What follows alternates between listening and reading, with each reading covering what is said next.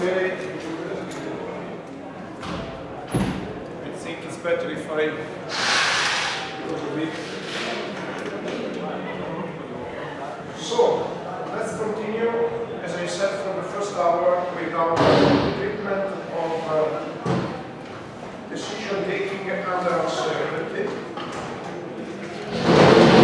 which we started yesterday, and I make reference to my website, and not just my website, the file available on my website.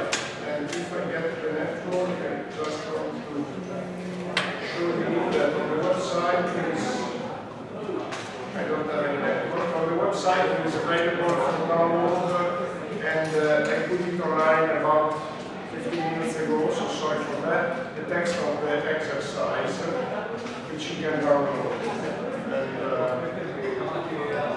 okay, I'm not, in any case, we will take care of it later. Now,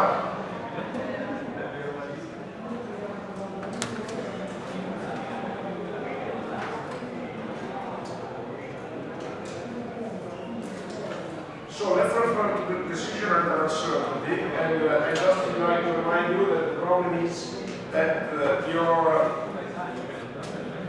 your data for taking the decision are not precise, but we know that they are affected by uncertainty. And we already had a discussion on uncertainty in hydrology, its origin, and the main thing that we have to remember is that uncertainty will never be eliminated in practice. Let's take apart any philosophical consideration, but the actual result is that in practice you always have uncertainty. So this method that we are treating are particularly interesting when the uncertainty is significant. So of course, if you know, because you're assessing the situation, that uncertainty is not really a big problem, then you can just use the expected values of your variables to take the decision. But if you suspect that uncertainty might be significant, then you should change your decision method, at least to check what is the effect of uncertainty. We have different methods for dealing with uncertainty in decision theory. And these different methods differ also for their purpose. So a first purpose, which is the simplest purpose, is to, as I said, assess what is the effect of uncertainty. And this can be done through sensitivity analysis. Sensitivity analysis basically is very simple. It means to look at how the results change if we change the data. So basically, uncertainty, as I said, means that the data are not precise. It means that the data may change for the presence of uncertainty. So if we took a decision by taking the expected value of the data, we have to know that the data can change. So the first purpose would be to look at the results and to look at how the results change if the data change. Because it may happen that even if you change the data a lot, your final decision is not affected. So maybe that if you have to estimate the river flow withdrawal from a river for an hydropower plant, and you have different alternatives, it may be that your final choice is not affected by a change in the data within the limits of uncertainty. So if the final decision doesn't change, then you are not concerned. Conversely, on the, let's say, on the contrary, it may happen that even if you change the data a little bit, your decision changes radically. So, of course, this is a more concerning situation. So the first purpose that one may have is to look at how the results change if you change the data. This is sensitivity analysis. And let's refer to a very simple objective function. And let me erase the blackboard also to write on the blackboard. This objective function is very similar to the one that we considered before for studying the Lagrange multipliers. But I'm introducing here a cost term. You see that the final part was not present before. It's a cost term, meaning that when you increase x, you have an increase of the benefit for the first part on the right hand side, but then you have a minus sign, meaning that there is something that causes a decrease of the benefit for increasing x. And this is a cost term. Typically it is included as a penalization of the benefit when you have significant costs related to increasing the allocation of water per user. So if you increase the allocation of water per user, of course you have an increase of the benefit to the user, but you may have also increase of the costs. And the increase of the costs is taken into account by introducing a cost term. So let's refer to this objective function. And of course here we have some parameters. And the parameters are A, B, and C. And so our first aim would be to look at how the results of the decision change if I change A, B, and C. And the relevant question is how should I change them? Because of course if you introduce a change in A, the result changes. But the change that you introduce in the parameters should be reasonable. So the first question is, what is a reasonable change? And this is, I anticipate, this is one of the challenges of sensitivity analysis. So this is my objective function, my benefit function depending on x. And you see that you have, sorry, maximum. And that maximum is reached for the above values of the parameters. So let's suppose for now that the parameters are fixed, no uncertainty. If we take A equal to 60, B equal to 0.08, and C equal 1, and D equal to 0.7, so we have 4 parameters. Sorry, before I said 3 because I didn't consider one of them.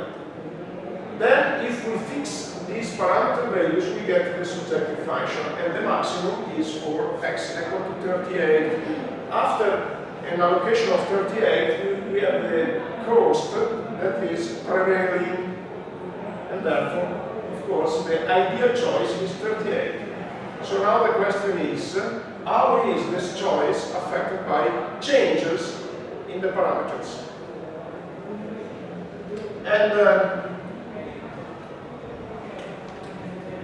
the answer to this question is can be given by sensitivity analysis. So first of all, I have to decide a perturbation, so a change in the parameters that is reasonable. And this depends, this choice, this perturbation depends on your information or uncertainty, of course. If you knew, for instance, like in this case, that the parameters are varying, reasonably varying, within plus minus 25 of their average, then it's reasonable to introduce perturbations of plus minus 25%. So if one tells you, look, this data have an error that is comprised in plus minus 25% of their suggested value, then it's reasonable that you see what happens if you decrease the data 25% or you increase the data 25%. So, of course, this kind of information is a challenge, as I said, because it's not easy to quantify uncertainty. And basically, this decision is taken based on your experience, based on the information that you have, etc. So let's suppose that in this case we want to check what happens if the parameters are changed plus minus 25%. And therefore, this is a very simple exercise. And you look at the optimal decision, the optimal value of x with these changes, introduced one by one. So the first row is no change, and we already knew that the optimal choice is 38 with the benefit of 44.37. this can be easily computed. And the way I computed it is very simple. I took an Excel file, and for different values of x, and I changed the values by using steps of 1. So I start with x equal 1, then x equal 2, 3, 4, 5, etc. So it's a very simple computation to do in Excel. I computed for each value of x and each value of the parameters the related benefits for increasing x. And then, of course, by looking at my computation, I find the x value which gives the maximum benefit. And here it is an extract of the results. And therefore, with no change, as I said, this is what I get. 38 of allocation and 44, I got 37 of benefit. Then let's try to increase A of 25%. So A is multiplied by 1.25. And then you can see that the optimal allocation is 41 with the benefit that is increased, of course, because I increased A. And then you can diminish A to 75% of its value, which means a decrease of 25%. And then you get an optimal allocation of 34 with a benefit which is decreased, of course, 30 something. And then we can pass to B, and then to C, and then to D. And these are all the results.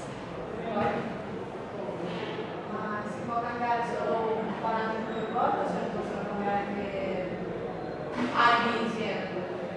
Okay, this is the simplest form of sensitivity analysis, and the simplest form means that you have to change one parameter at a time. And then, of course, you could be concerned by combinations. And there are more refined forms of sensitivity analysis, which basically check also what happens with combination of perturbations. Let's focus now on this very simple analysis, which means one parameter at a time. And yeah, of course, if you are very unlucky, it may happen that you have changes concomitant at the same time, changes, and then you can get a situation that are worse, of course. But let's focus on this case. And then we don't expect how to perform sensitivity analysis in detail. I can just tell you that there are softwares also in R that do that for you. And basically what they do is, because in this case, we have just a few attempts, 8. What they do is, by chance, they mix different perturbations. And they compute one video computations, and then they find the most difficult situations. Okay, so by looking at the previous table, what did you obtain?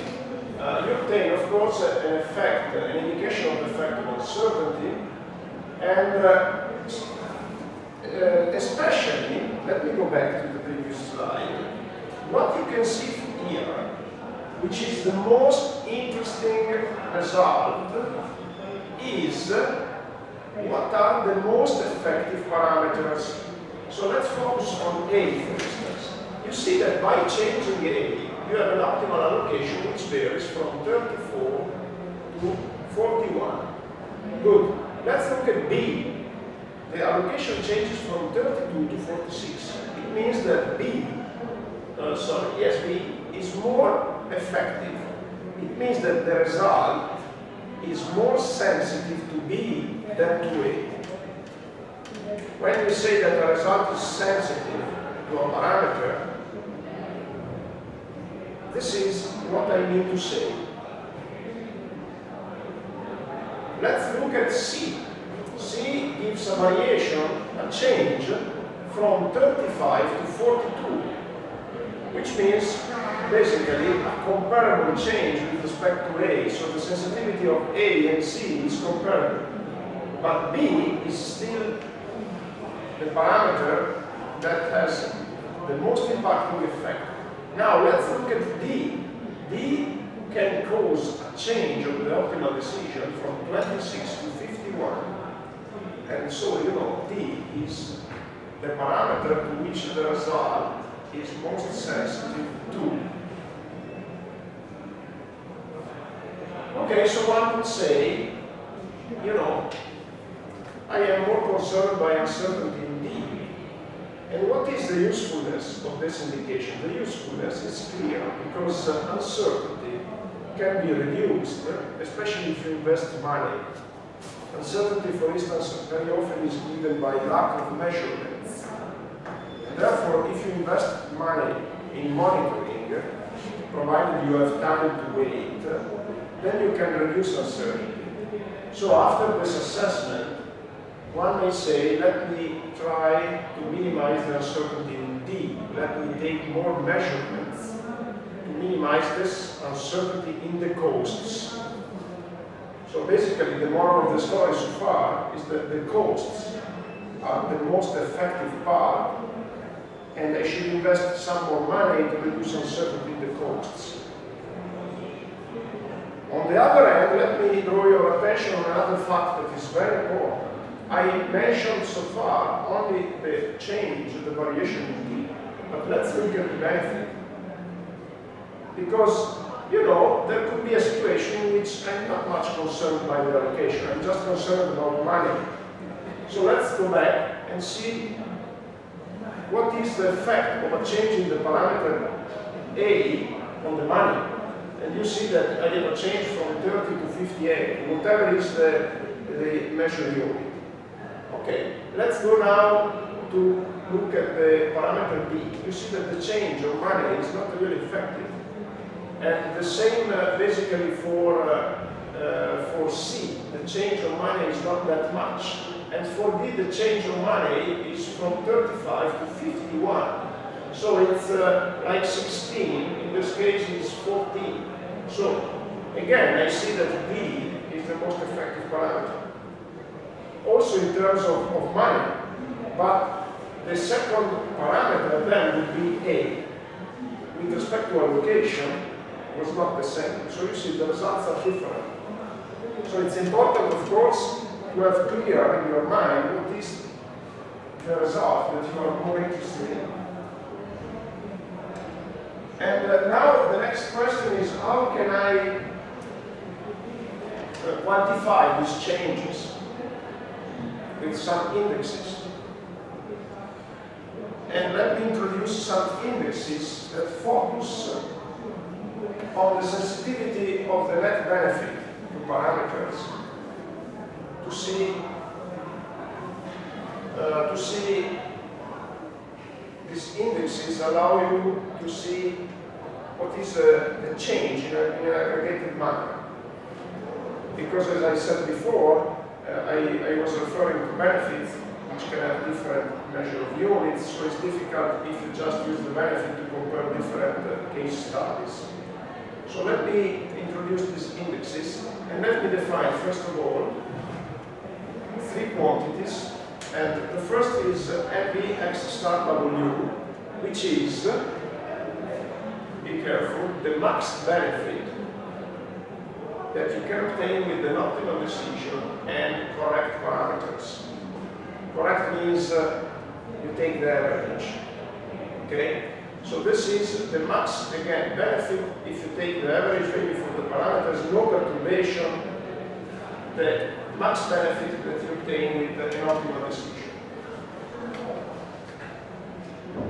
Then let's suppose that you get wrong parameters because you introduce a perturbation, and then your decision changes to a wrong decision. So let's call again correct parameter, correct decisions, those who refer to the average values for the parameters, and let's call wrong parameter and decision those who refer to perturbed value of the parameters. So basically, again, if you perturb the parameter, you get a wrong parameter set and then a wrong decision. And let's call with the symbol MB x prime W prime the benefit, max benefit that you compute with wrong decision and wrong parameters. So the subscript prime means wrong. But once that you took the wrong decision, you could also compute the benefit with the right value of the parameters. And therefore you obtain this MB x prime W, which is the benefit with the wrong decision and correct parameters. So we have three quantities, three benefits. The benefit with the correct parameters and correct decision, the benefit with wrong parameter and wrong decision, and the benefit with correct parameters and wrong decision. So what is the purpose of introducing these quantities? The purpose is, of course, that you want to see how your assessment of the benefit changes with respect to the correct value. And you know, your assessment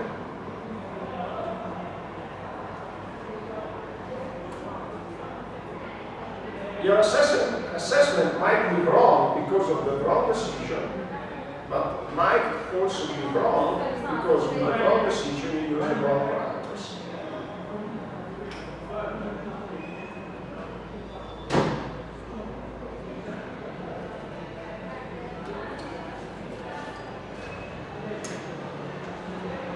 And then you can update your table. For each perturbation you can compute not just the optimal decision, but you can compute the two benefits with the wrong decision and wrong parameter, wrong decision and correct parameter. This is very easy because you know the correct parameters, and then you can compute these two columns. And you see that there is a difference, of course, because if you have no perturbation, you get in the last two columns in the same value. And be careful, in an ideal situation, in which the correct value of the parameters is unknown, what happens? It happens that you don't know the first row because you don't know the real value of the parameters. So the first row is unknown, and you are given wrong values. And the wrong values would correspond to the second row. If you didn't know that these values are wrong, you would compute your optimal decision, and you would compute your optimal benefit with the wrong parameters and wrong decision, because you didn't know that these parameters were unknown. Okay? Then you get to know what the real parameters are after your decision. And then you say, okay, I cannot change my decision. It's still 41, but let's at least see now with the real correct values of the parameters, what is the money that I'm getting. And then you can make two evaluations. First of all, you can evaluate how much money you are losing with respect to your first assessment. And you see that indeed there is a big change. So this is your assessment error. Meaning, again, you are looking at how much money you are losing with respect to your first assessment, which was wrong. And then you may also look at how much money you are actually losing. Because if you were given the correct values, you would get 44 times 28. With the wrong value, you see that actually you don't lose much. Oh, sorry, it was 44 times that 37. With the wrong value, you are not losing that much. So you assess that you made a big mistake in your assessment, but this big mistake didn't lead you to a real economic damage. So there is two assessments that you could make after you knew the correct values. You could say, okay, the correct decision would have been different. I made a big mistake in quantifying my benefit, but indeed the damage is not so significant. And let me now introduce these indexes which allow you to quantify these mistakes. These are three indexes that I would like to invite you to try to remember them by memory, because this is a typical question when I ask something about sensitivity analysis. By the way, I'm sorry, yesterday I promised you, this is a parenthesis, that I would have agreed with you today on the questions on the Professor Donizetti's part. I'm sorry, I forgot to look at I didn't have time yet to look at the files, so if you don't mind, I'll postpone this discussion to next Monday. Okay, that's fine. Okay. And basically, now I was talking to you about the questions that they may ask about sensitivity analysis. Usually this is a general question, so I may ask you, like at the beginning of your examination, please tell me something about sensitivity analysis. And I'm talking in English now, but I just would like to confirm to you that if you want to speak in Italian during the exam, it's fine. If you want to speak in English, it's fine as well. So you should feel comfortable. And then I may ask, again, you tell me something about sensitivity analysis, and you should introduce the problem, how it is structured, and then I may ask a specific question. The specific question would be, do you remember the indexes, how to compute them? And I understand that it's a bit nasty to learn some relationships by memory, but I would like to draw your attention that they are not so difficult to learn. The denominator is always the same, and it's the best benefit with correct parameters and correct decision. So it's always the same, and just the numerator changes, and the 100 is just to bring these errors in percentage terms, and if you look at the first one, which is called the loss in economic efficiency, is indeed the difference between our maximum benefit with the correct decision on the correct parameters and the benefit that you actually get with the wrong decision but correct parameters. When I say benefit that you actually get, means that it's the money that you are indeed taking in your pockets. And means you took a wrong decision, X prime, but you should use the correct parameters to compute it. And this is for sure positive, by definition, because you took a decision which is not the optimal one, and therefore the benefit is for sure decreased. If you use the same parameter, and you take a different decision, X prime, with respect to the optimal one, X star, your benefit for sure decreases. And therefore this index is positive for sure. You can only lose, you cannot gain with a mistake.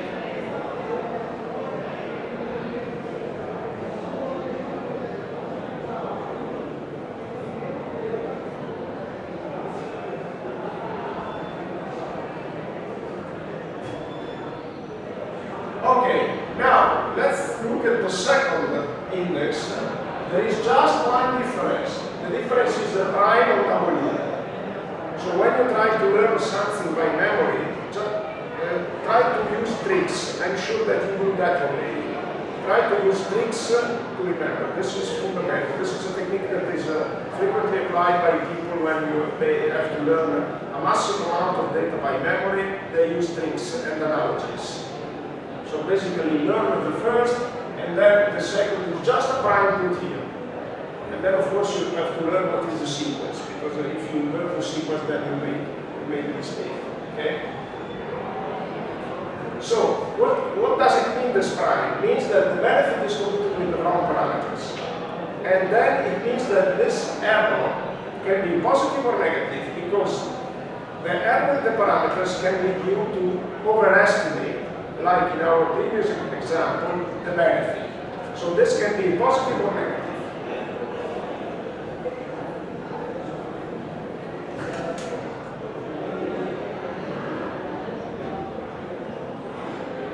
And now the third. In the third you have just is the same than the second with a change. You have a star here and a prime here. So only one subscript is changed. Only one subscript changes from one index to the other. And In this case, what is this? It's estimation error of the real benefit, which means that basically you are estimating such a benefit which is wrong. Why? Because you use the wrong decision and the wrong parameters. What happens in practice is that indeed you get a benefit corresponding to the wrong decision, but the correct parameters. So this is a quantification of your estimation error.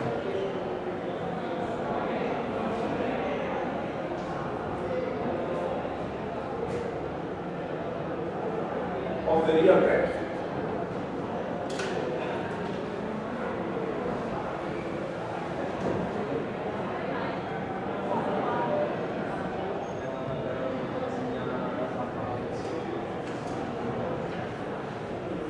Okay, once that we introduce these indexes, then we can complete our table.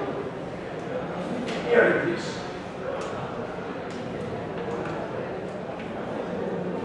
In percentage terms,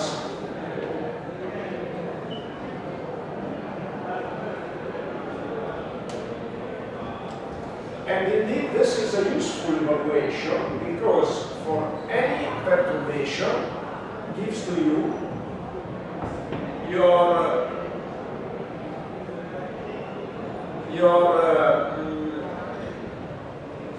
index PEE, which means what you are losing in economical efficiency, and then the estimation of the maximum benefit and the estimation, the percentage error in the estimation of the maximum benefit and the percentage error in the estimation of the real benefit. In percentage terms, which is more understandable for users.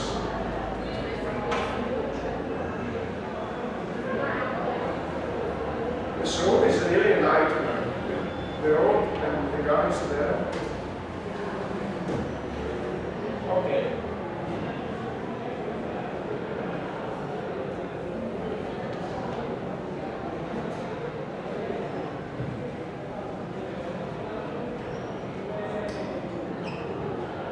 But now, be careful. The next question is, based on this, what is the decision that I should take? Because here,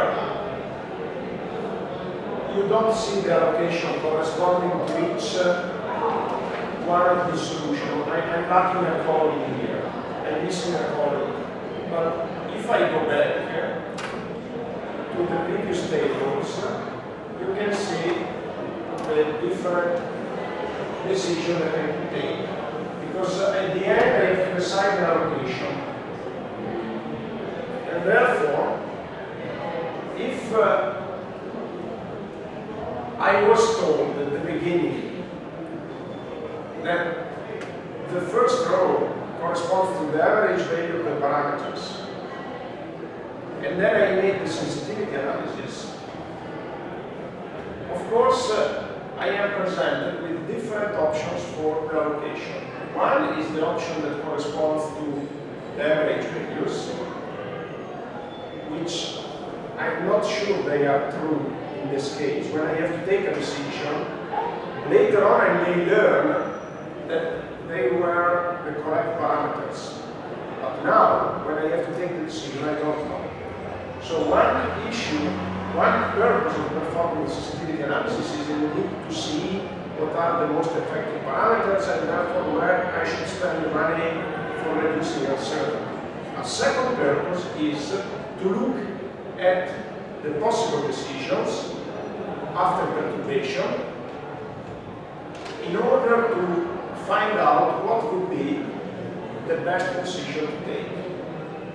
So basically, after perturbation is if I was told that this parameter combination, this perturbation are equally likely, now the next question would be guardi, questa cosa parla italiano o straniera? Ah, ok. Ok, no problem.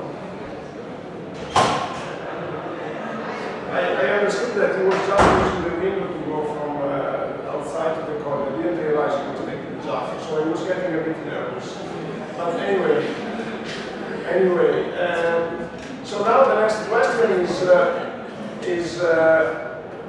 the optimal allocation? So let me show you that sensitivity analysis can allow us to understand what is the optimal decision to take. So basically, this is the table that where we got filled. Okay. So what is the criteria then? Let's look at possible criteria for identifying the optimal decision. And let me say that in the presence of uncertainty, you may prefer to use a robust decision instead of an optimal decision. What is a robust decision? I already introduced to you the concept of robustness, which means that a robust decision is a decision that is not optimal, but is not really wrong. Instead, the optimal decision will be not robust, meaning that it is the optimal decision, but will be potentially wrong, and wrong a lot. So basically, if I identify my optimal decision, and I know that my parameters are uncertain, I may prefer to use a safe decision.